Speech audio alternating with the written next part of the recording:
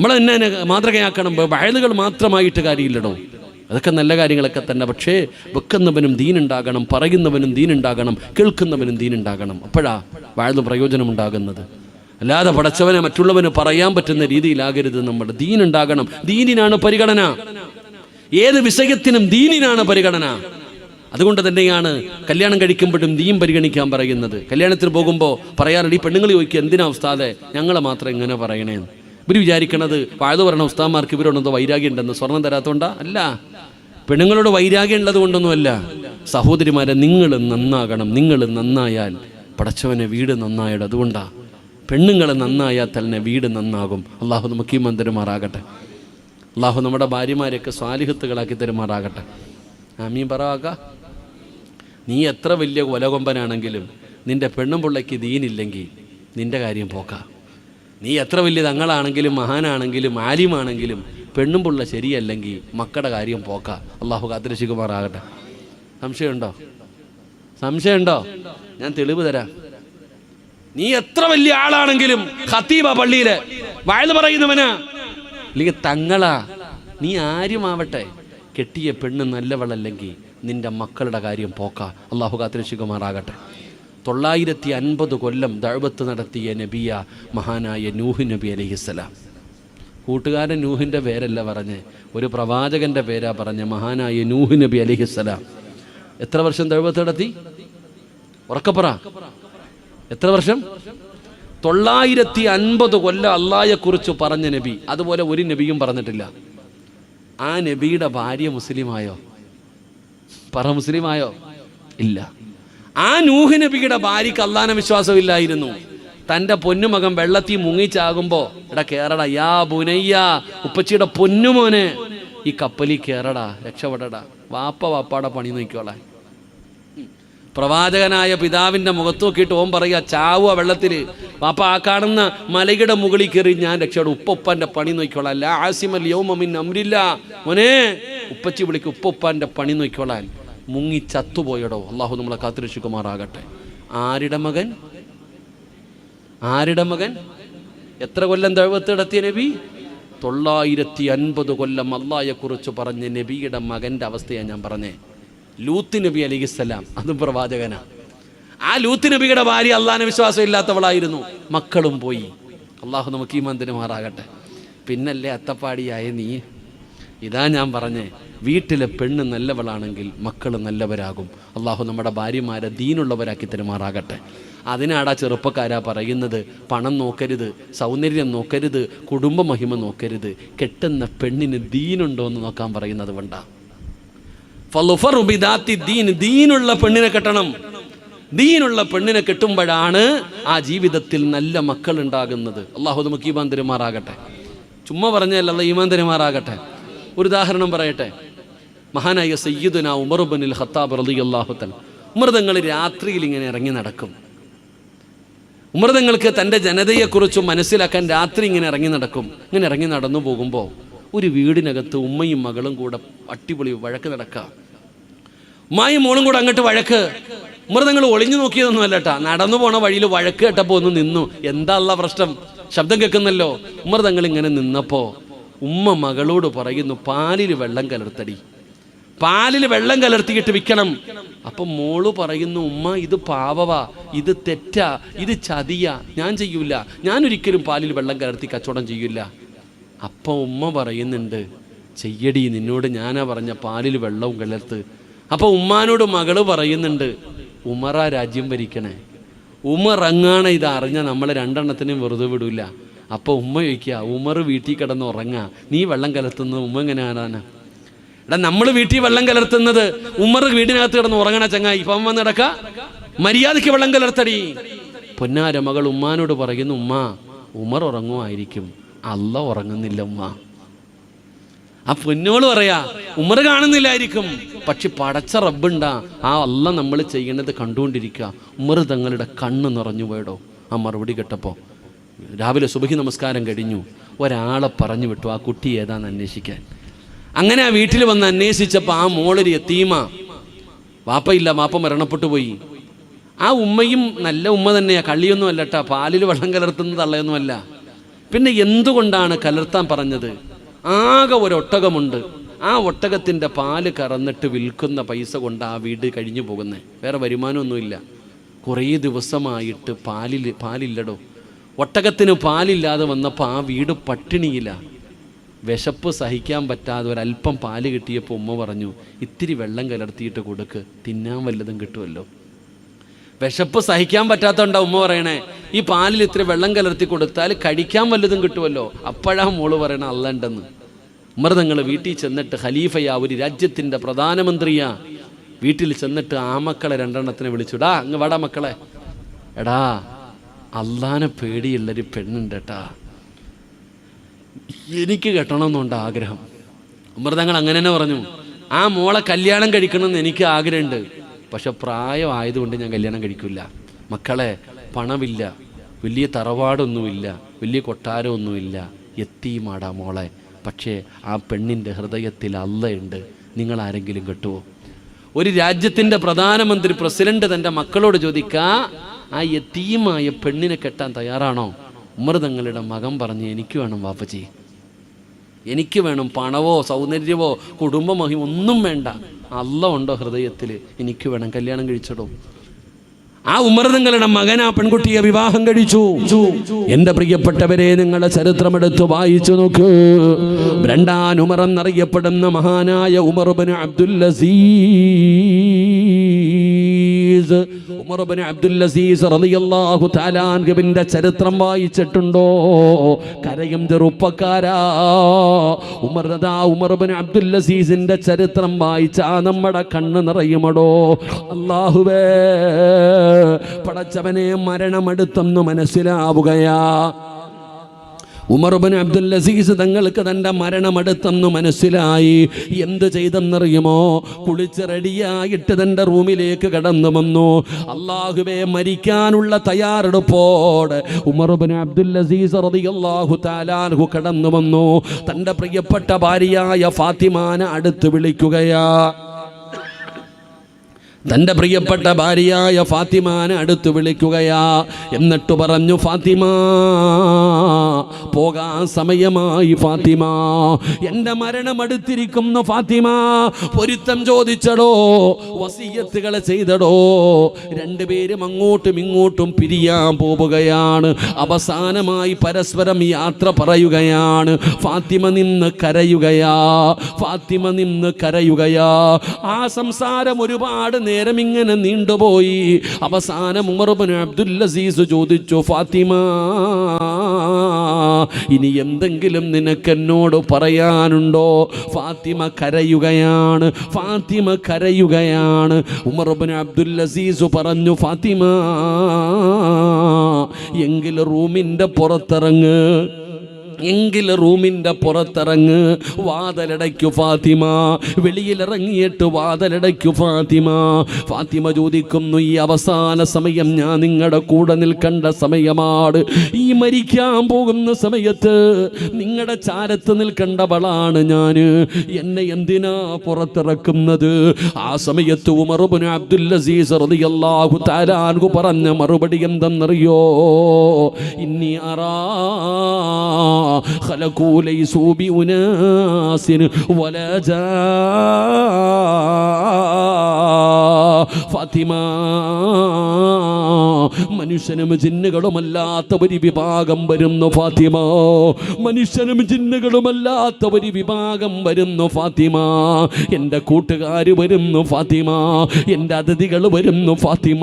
ഒന്നിറങ്ങുമോളെ, എങ്ങനെയെങ്കിലും നീ റൂമിൻ്റെ പുറത്തും നിറങ്ങ്. ഫാത്തിമ എന്ന് പറയുന്ന ഭാര്യ സമാധാനമില്ലാതെ, മനസ്സില്ല മനസ്സോടെ റൂമിൻ്റെ പുറത്തിറങ്ങിയിട്ട് ഭർത്താവിൻ്റെ റൂമിൻ്റെ വാതിലടയ്ക്കുകയാ. സമാധാനമില്ലടോ. തൻ്റെ പ്രിയതമന് മരണത്തോട് മല്ലടിച്ചുകൊണ്ട് റൂമിനകത്ത് കിടക്കുമ്പോ വെളിയിൽ വാതിലടച്ചിട്ട് നിൽക്കുന്ന ഭാര്യ, പടച്ചവനെ, ടെൻഷനായടോ. ആരാ അല്ലാ എൻ്റെ ഭർത്താവിനെ കാണാൻ വരുന്നത്? എൻ്റെ ഭർത്താവ് ആള് വരുന്നെന്ന് പറഞ്ഞല്ലോ. ആരാ പടച്ചവനെ എൻ്റെ ഭർത്താവിനെ കാണാൻ വരുന്നതാരാ? അല്ലാ. അതാ ഫാത്തിമ ഒളിഞ്ഞു നോക്കും. നോക്കുകയാ. ഭർത്താവിന്റെ റൂമിനകത്തേക്ക് ഒളിഞ്ഞു നോക്കുമ്പോ ഉമർ ഇബ്നു അബ്ദുൽ അസീസ് റളിയല്ലാഹു തആല അൻഹു പറയുന്നത് എന്തെന്നറിയുമോ? അസ്സലാമു അലൈക യാ അസ്റായീൽ, അസ്സലാമു അലൈക യാ അസ്റായീൽ. തന്റെ റൂഹ് പിടിക്കാൻ വരുന്ന മലക്കിനോട് സലാം പറഞ്ഞുകൊണ്ട് സ്വീകരിക്കുകയാണ്. വാസിറായിലെ വാസിറായിലെ ഫാത്തിമ എന്ന് പറയുന്ന പ്രിയപ്പെട്ട ഭാര്യയുടെ കൺതടങ്ങൾ നിറഞ്ഞ് ഒഴുകുകയാണ്. അസ്റായിലിനെ സ്വീകരിക്കുകയാണ്. തന്റെ റൂഹ് പിടിക്കാൻ വരുന്ന ഖാബിദുൽ അർവാഹിനെ അതാ അവിടെ നിന്ന് സ്വീകരിക്കുകയാ, അവിടെ നിന്ന് സ്വലാം പറയുകയാ. ഭാര്യയ്ക്ക് ടെൻഷനായടോ, തന്റെ ഭർത്താവ് മരിക്കാൻ പോവുകയാണ്. എങ്ങനെയാ അല്ലാ, തന്റെ ഭർത്താവ് എങ്ങനെയാണ് മരിക്കുന്നത്? ഫാത്തിമ എന്ന് പറയുന്ന ഭാര്യ അതാ വാതിലിന്റെ പഴുതിലൂടെ ഒളിഞ്ഞു നോക്കുമ്പോ ഉമർ ഇബ്നു അബ്ദുൽ അസീസ് ഖുർആൻ ഓതുന്നു. ചെറുപ്പക്കാരാ, എപ്പോഴാണെന്നറിയോ? അസ്റായിൽ എന്ന് പറയുന്ന മലക്ക് റൂഹ് പിടിക്കുന്നതിന് വേണ്ടി വീടിനകത്ത് കടന്നു വന്നപ്പോ മഹാനായ ഉമർ ഇബ്നു അബ്ദുൽ അസീസ് റളിയല്ലാഹു തആല അൻഹു അല്ലാഹുവിന്റെ വിശുദ്ധമായ ഖുർആനിലെ ആയത്ത് പാരായണം ചെയ്യുക. ഏതായത്തെന്നറിയോ? സാധാരണ ആയത്തല്ലടാ പൊന്നുമോനെ, എന്റെ പ്രിയപ്പെട്ട പെങ്ങള്. ഏതായത്താ ഓതിയതെന്നറിയോ? തിൽക്കദ്ദാറുൽ ആഖിറതു നജഅലുഹാ ലില്ലദീന ലാ യുരീദൂന ഉലുവൻ ഫിൽ അർളി വലാ ഫസാദാ വൽ ആഖിബതു ലിൽ മുത്തഖീൻ. വാതിലിന്റെ പഴുതിലൂടെ ഒളിഞ്ഞു നോക്കുന്ന ഭാര്യയോട് ഉമർ ഇബ്നു അബ്ദുൽ അസീസ് വിളിച്ചു പറഞ്ഞു, ഫാത്തിമ, എന്റെ കൂടെ കിടന്ന ഫാത്തിമ, എന്റെ പ്രിയതമയായ ഫാത്തിമ, തിൽക്കദ്ദാറുൽ ആഖിറതു നജഅലുഹാ ലില്ലദീന ലാ യുരീദൂന ഉലുവൻ ഫിൽ അർളി വലാ ഫസാദാ വൽ ആഖിബതു ലിൽ മുത്തഖീൻ. ഫാത്തിമ, അല്ലാഹുവിനെ ഭയന്ന് ജീവിക്കുന്നവർക്കാണ് അല്ലാഹു നല്ല മരണം കൊടുക്കുന്നത്. തന്റെ പ്രിയപ്പെട്ടവളോട് വിളിച്ചു പറയുകയാണ്, മുഖത്തേക്ക് തുണിയെടുത്തിട്ട് വാപ്പാ ലാ ഇലാഹ ഇല്ലല്ലാഹ്, ലോകത്തോട് വിട പറയുകയാണ്. റൂമിനകത്ത് കിടക്കുന്ന ഭർത്താവിന് അനക്കമില്ലാതെ വന്നപ്പോ ഫാത്തിമ എന്ന് പറയുന്ന ഭാര്യ വാതിൽ തുറന്നിട്ട് ഓടിച്ചെല്ലുമ്പോ റബ്ബേ, എന്തൊരു സുഗന്ധമെന്നറിയോ? തന്റെ ഭർത്താവിന്റെ മുഖത്തിട്ടിരുന്ന തുണിയെങ്ങു മാറ്റുമ്പോ എന്തൊരു പ്രകാശമാ അല്ലാ, എന്തൊരു പുഞ്ചിരിയാ അല്ലാ. തന്റെ ഭർത്താവിന്റെ മുഖത്ത് നിന്ന് കണ്ണെടുക്കാൻ പോലും കഴിയുന്നില്ലടോ. ഉമർ ഇബ്നു അബ്ദുൽ അസീസ് ലോകത്തോട് വിട പറഞ്ഞിരിക്കുകയാണ്. നാട്ടുകാർ മുഴുവനും അറിഞ്ഞടോ. എല്ലാവരും മരണ വീട്ടിലേക്ക് കടന്നു വന്നു. എല്ലാവരും പറയുന്നു, എന്തൊരു മരണമാ അല്ലാ, എന്തൊരു ചിരിയാ അല്ലാ, എന്തൊരു സുഗന്ധമാ അല്ലാ. അവസാനം ഉമർ ഇബ്നു അബ്ദുൽ അസീസ് റളിയല്ലാഹു തആല അൻഹുവിന്റെ ജനാസ പള്ളിയിൽ കൊണ്ടുപോയി നിസ്കാരം കഴിഞ്ഞു. ഖബറിലേക്ക് ഇറക്കി വെച്ചു. എല്ലാവരും മിൻഹാ ഖലഖിനാകും വഫീഹാ നുഈദുകും വമിൻഹാ നുഖ്രിജുകും താറത്തൻ ഉഖ്റാ എന്ന് പിടിമണ്ണ് വാരി എല്ലാവരും ഖബറിനകത്തിട്ടടോ. ജനാസ ഖബറടക്കി കഴിഞ്ഞപ്പോ ഒരാളും പോകുന്നില്ല, ഒരാളും പോകുന്നില്ലടോ. എല്ലാവരും പള്ളിയുടെ പരിസരങ്ങളിൽ ഒരുമിച്ച് കൂടുകയാണ്. അവര് പറയുകയാ, എന്തൊരു മരണമാതമ്പുരാന് അസ്റായിലിനോട് സലാം പറഞ്ഞല്ലോ, ഷഹാദത്ത് കലിമ പറഞ്ഞല്ലോ. പടച്ചവരെ എന്തൊരു സുഗന്ധമായിരുന്നു അല്ലാ. മരിച്ച മയ്യത്ത് കബറടക്കിയിട്ട് എല്ലാവരും പള്ളിയുടെ പരിസരത്ത് നിന്നുകൊണ്ട് പറയുകയാണ്. അങ്ങനെ എല്ലാവരും കൂടെ ഒരു തീരുമാനമെടുത്തു. പടച്ചവന് ഉമർ ഇബ്നു അബ്ദുൽ അസീസ് റളിയല്ലാഹു തആല അൻഹുവിന്റെ വീട്ടിലേക്ക് തന്നെ മടങ്ങുകയാണ്. ആ ജനാസ കൊണ്ടുവന്ന വീടിന്റെ മുറ്റത്ത് ഒരു നാട് മുഴുവനും വന്ന് നിന്നിട്ട് അവിടെ നിന്ന് വിളിക്കുന്നു, ഫാത്തിമ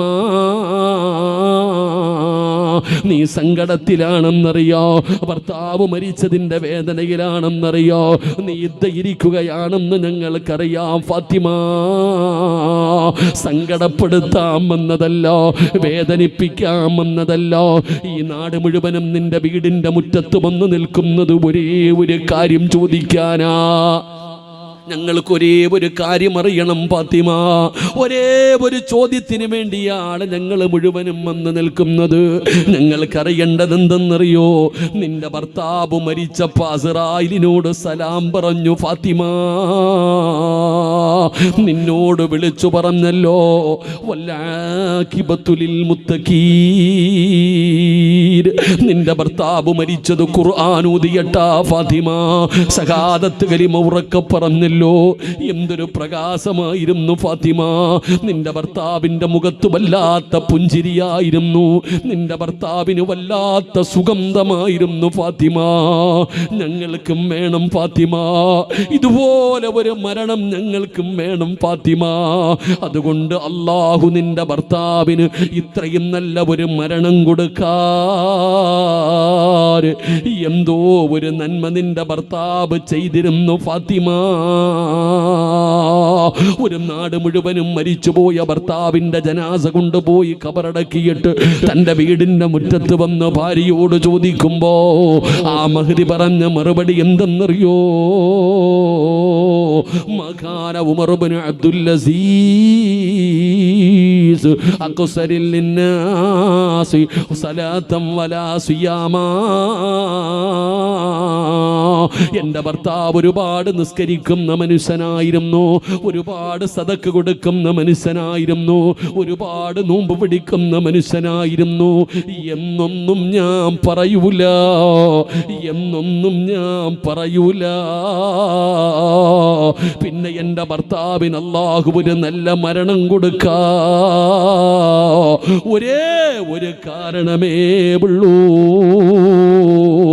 ലാകിൻ വല്ലാഹി മാ റഅയ്തു അഹദന അഖ്വഫ ലില്ലാഹ്.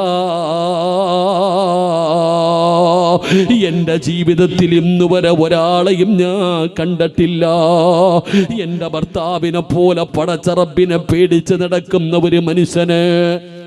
എൻ്റെ ഭർത്താവിനെ പോലെ അല്ലാഹനെ ഭയന്ന് ജീവിക്കുന്ന വേറെ ഒരാളെ ഞാൻ കണ്ടിട്ടില്ല. എൻ്റെ ഭർത്താവിന് അല്ലാഹനെ വല്ലാത്ത പേടിയാ. റുബമായദ്കുറുല്ലാഹ ഫിൽ ലൈൽ യദ്കുറുല്ലാഹ സുമ്മ യബ്കീ ഹത്താ യുസ്ബിഹ. ഭാര്യയും ഭർത്താവും കൂടെ കിടപ്പറയിൽ പരസ്പരം സംസാരിച്ചു കൊണ്ടിരിക്കുമ്പോ അല്ലാ എന്നൊന്നു പറഞ്ഞു മോളെ, അല്ലാ എന്നൊന്നു ഭാര്യ പറഞ്ഞപ്പോ ഉമർ ഇബ്നു അബ്ദുൽ അസീസ് കരയുകയാ. അല്ലാ എന്നൊന്നു പറഞ്ഞപ്പോ നരകമല്ല, മരണമല്ല, ഖബറല്ല, മസ്റയല്ല, ഹിസാബല്ല, സിറാത്തല്ല, അല്ലാ എന്നൊന്നു പറഞ്ഞപ്പോ സുബഹി വരെ എൻ്റെ ഭർത്താവിരുന്ന് കരഞ്ഞു എന്ന് പറയുമ്പോ ഇന്നമൽ മുഅ്മിനൂന അല്ലദീന ഇദാ ദുകിറല്ലാഹു വജിലതു ഖുലൂബുഹും വഇദാ തുലിയത് അലൈഹിം ആയാതുഹു സാദതുഹും ഈമാനാ വഅലാ റബ്ബിഹിം യതവക്കലൂൻ. ഇതാടോ വിശ്വാസത്തിന്റെ അടയാളം, അതാണ്. അതുകൊണ്ട് സഹോദരങ്ങള്, അല്ലാഹുവിന്റെ പരിശുദ്ധമായ ഖുർആൻ ഇവിടെന്ന് പറയുകയാ, നിങ്ങൾ അല്ലാഹുവിനെ ഭയന്ന് ജീവിക്കണേ. എന്തിനായി ഈ ചരിത്രം പറഞ്ഞതെന്നറിയോ? ഉമർ ഇബ്നു അബ്ദുൽ അസീസ് ആരാണെന്നറിയോ? ആരുടെ മോനാണെന്നറിയോ? ഏത് കുടുംബത്തിൽ ജനിച്ചതാണെന്നറിയോ? പെങ്ങളെ, സയ്യിദുനാ ഉമർ ഇബ്നുൽ ഖത്താബ് റളിയല്ലാഹു തആല അൻഹു പാതിരാത്രി നടന്നു പോയപ്പോ പാലിലെ വെള്ളം കലർത്താൻ ഉമ്മ പറഞ്ഞപ്പോ, ഉമ്മ പാപവാ ഉമ്മ, അല്ലാഹു ശിക്ഷിക്കും ഉമ്മ, ഇടി പാലിൽ വെള്ളം കലർത്തടി ഉമ്മ. ഉമറാണ് രാജ്യം ഭരിക്കുന്നത്, ഉമറങ്ങാണ് മറിഞ്ഞ വെറുതെ വിടില്ല ഉമ്മ. ഉമർ എങ്ങനെ അറിയാനാണ്? ഉമർ കിടന്ന് ഉറങ്ങുകയാ, പാലിൽ വെള്ളം കലർത്താൻ പറഞ്ഞപ്പോ ഉമ്മ, അല്ലാഹു ഹാദിരി, അല്ലാഹു നാദിരി, അല്ലാഹു സാഹിദി, അല്ലാഹു മഈ. ഉമ്മ, പടച്ച റബ്ബ് കാണുന്നുണ്ട് ഉമ്മ, അല്ല ഉറങ്ങുന്നില്ല ഉമ്മ, അല്ല ഹാദിറാ ഉമ്മ, അല്ലാഹു ഷാഹിദാ ഉമ്മ എന്ന് പറഞ്ഞ പെണ്ണുണ്ടല്ലോ, ആ പെണ്ണിന്റെ മകളുടെ മകനാണ് മഹാനായ ഉമർ ഇബ്നു അബ്ദുൽ അസീസ്.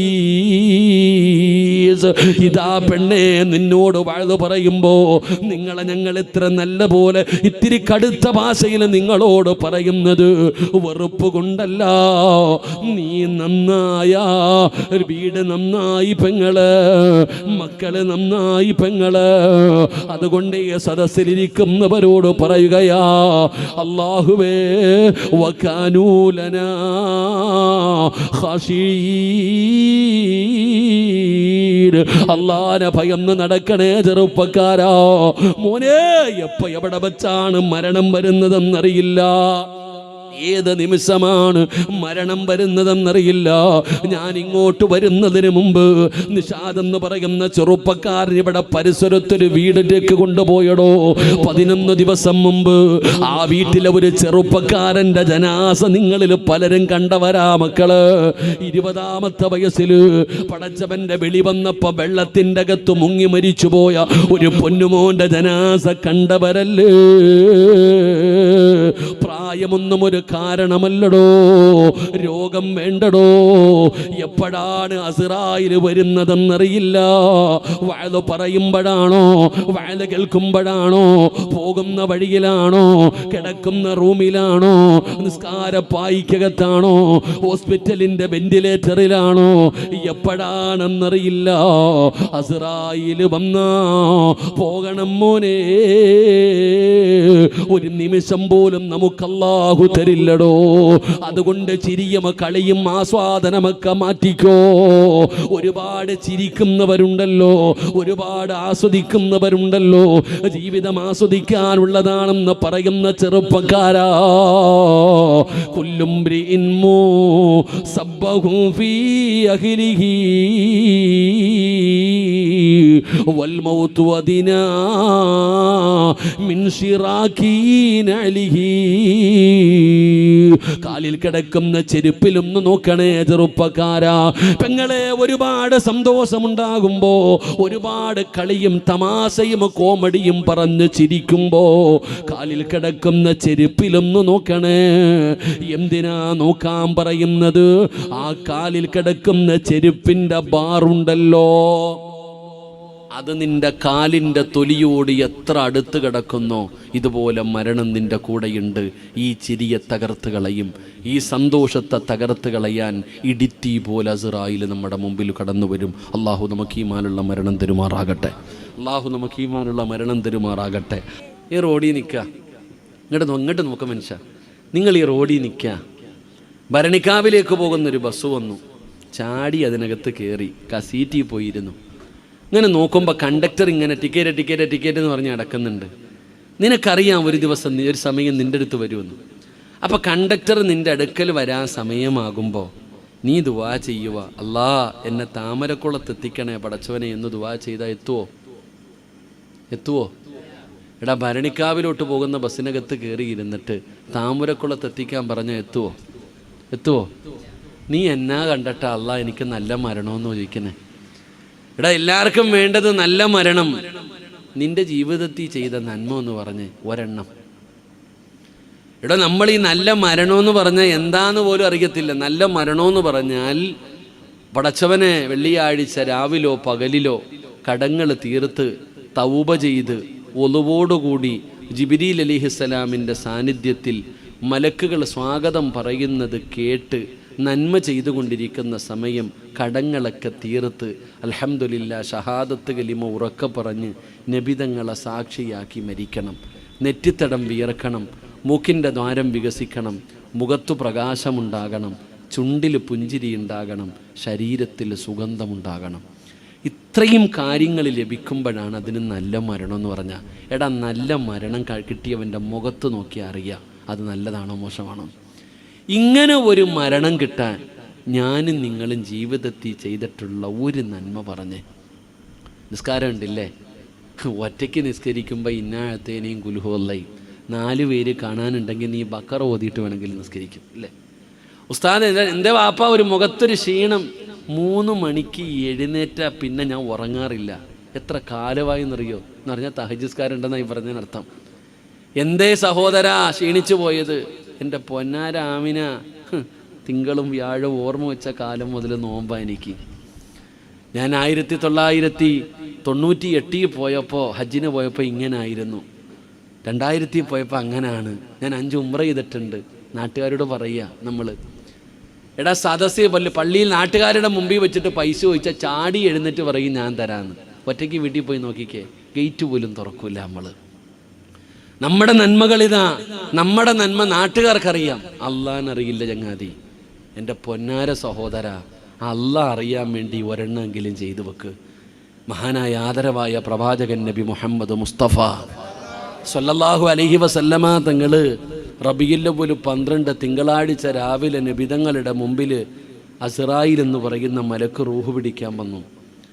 അസ്റായിൽ എന്ന് പറയുന്ന മലക്ക് റൂഹ് പിടിക്കാൻ വന്നു. നബിതങ്ങളുടെ റൂഹ് പിടിക്കണ സമയത്ത് ആ നബിതങ്ങൾ ചോദിച്ചു, അസ്റായിൽ ഒന്ന് പതുക്കെ പിടിക്കോ, എനിക്ക് വേദനിക്കുന്നു അസ്റായിലെ. ഏത് നബി? മരിക്കുന്നതിൻ്റെ തലേ ദിവസം തൻ്റെ വീടിനകത്തിരുന്ന അവസാനത്തെ പൈസയും എടുത്ത് പാവങ്ങൾക്ക് കൊടുത്ത നബി. മരിക്കുന്നതിൻ്റെ തലേ ദിവസവും തൻ്റെ വീടിനകത്തിരുന്ന പൈസയെക്കുറിച്ച് ഓർമ്മ വന്നപ്പോൾ ചാടി ആയിഷയോട് പറഞ്ഞു എടുത്തുകൊണ്ട് വരാൻ, എളുപ്പം കൊണ്ടുപോവാ. നബി നിങ്ങൾ കരഞ്ഞടോ പൈസ കണ്ടിട്ട്. എന്തേ നബിയെ കരയണേ? ഇതെൻ്റെ വീട്ടിലിരിക്കണ സമയത്ത് ഞാൻ മരിച്ച അള്ളാഹിനോട് ഞാൻ എന്തു പറയും? ആയിഷ, കൊണ്ട് പാവങ്ങൾക്ക് കൊടുക്ക്. തൻ്റെ വീട്ടിലിരുന്ന അവസാനത്തെ 1 രൂപയും പാവങ്ങൾക്ക് കൊടുത്ത നബിതങ്ങൾ അസ്റായിലിനോട് പറയുക, ഒന്ന് പതുക്കെ പിടിക്കാൻ, എനിക്ക് വേദനിക്കുന്നു അസ്റായിലെ. എനിക്കറിയില്ല നബിയെ. അസ്റായിൽ പറഞ്ഞ മറുപടി, ഇതിനേക്കാളും മയമായി പിടിക്കാൻ എനിക്കറിയില്ല. നബിതങ്ങൾ എഴുന്നേക്കും, തിരിഞ്ഞും മറിഞ്ഞും കിടക്കും. അവസാനം അടുത്തിരുന്ന പാത്രത്തിനകത്ത് നിന്ന് വെള്ളം കോരിയിട്ട് നബിതങ്ങൾ മുഖത്തൊഴിച്ചു. എന്തുകൊണ്ട്? മരണത്തിൻ്റെ വേദന താങ്ങാൻ പറ്റാത്തതുകൊണ്ട്. ഈ ലോകത്ത് അല്ലാഹു പടച്ചതിൽ വെച്ച് ഏറ്റവും കൂടുതൽ മഹത്വമുള്ള നബിതങ്ങളാണിത് പറഞ്ഞതെങ്കിൽ ഞാൻ എത്ര കരയോടോ, നിങ്ങളെത്ര കരയോടോ. കോഴിക്കടയിൽ പോയിട്ട് കോഴി അറുത്തിട്ടിട്ട് ആ ഡബ്ബയ്ക്കകത്ത് കിടന്ന് ഇങ്ങനെ പെടയുന്നത് നമ്മൾ നോക്കി നിൽക്കും. വലിയ പെരുന്നാളിന് പോത്തിനെയും ആടിനെയൊക്കെ അറുത്തിടുമ്പോൾ കൈയിട്ടടിച്ച് കാലിട്ടടിച്ച് തുള്ളി തുള്ളി ചാടി അവസാനം തലയിങ്ങനെ അടിച്ചടിച്ചടിച്ച് ആ മൃഗം മരിക്കുന്നത് ഞാനും നിങ്ങളിങ്ങനെ രസിച്ച് കാണും എന്നാ ചിന്തിച്ചിട്ടുണ്ടോ? അത് കാലിട്ടടിക്കുന്നത് കോമഡി കേട്ടിട്ടല്ല, മരണത്തിൻ്റെ വേദന താങ്ങാൻ പറ്റാഞ്ഞിട്ടാ. ആ കോഴി ചിറകിട്ടടിക്കുന്നത്, തലയിട്ടടിക്കുന്നത്, കടന്ന് പിടഞ്ഞു പിടഞ്ഞു മരിക്കുന്നത് ആ മരണത്തിൻ്റെ വേദന സഹിക്കാൻ പറ്റാതെയാ. ആ കോഴിയോട് കാണിച്ച കരുണ പോലും അല്ല എന്നോട് നിങ്ങളോട് കാണിക്കില്ല. ആ പോത്തിനോട് കാണിച്ച കരുണ പോലും റബ്ബ് നമ്മളോട് കാണിക്കില്ല. കാരണം പോത്തിന് കാലിട്ടടിക്കാൻ, കൈയിട്ടടിക്കാൻ, തലയിട്ടടിക്കാം. എനിക്കും നിങ്ങൾക്കോ പറ്റൂല്ലടോ. 70,000 മലക്കുകൾ നമ്മുടെ കയ്യും കാലും പിടിച്ചു വെക്കും. ആ മരണം എപ്പോൾ എവിടെ വെച്ചാ വരുന്നതെന്നറിയില്ല. എന്തുണ്ട് മോനെ നിൻ്റെ ജീവിതത്തിൽ? എന്ത് ചെയ്തു വെച്ചിട്ടുണ്ട് നീ ആയുസ്സിൽ ഇങ്ങനെ പറന്ന് നടക്കുന്നല്ലോ. അല്ല നിനക്ക് തന്നിട്ട് എന്ത് ചെയ്തു വെച്ചിട്ടുണ്ട്? ഒരെണ്ണമെങ്കിലും, ഒരു നന്മയെങ്കിലും നിൻ്റെ ജീവിതത്തിൽ ഇന്ന് വഴുത് കടിഞ്ഞ് തിരിച്ചു പോകുന്ന വഴിയിൽ നീ അങ്ങ് മരിച്ച എന്തുണ്ട് നിൻ്റെ കയ്യിൽ കൊണ്ടുപോകാൻ? അതുകൊണ്ട് സഹോദരാ, സഹോദരി, മരിക്കുന്നതിന് മുമ്പ് എപ്പോൾ അസ്റായിൽ വന്നാലും അൽഹംദുലില്ലാ, ഒരു നല്ല മരണം കിട്ടാൻ ഒരു നന്മ ചെയ്തു വെക്കുന്നത് നല്ലതാ. അള്ളാഹു നമുക്ക് ഭാഗ്യം തരുമാറാകട്ടെ.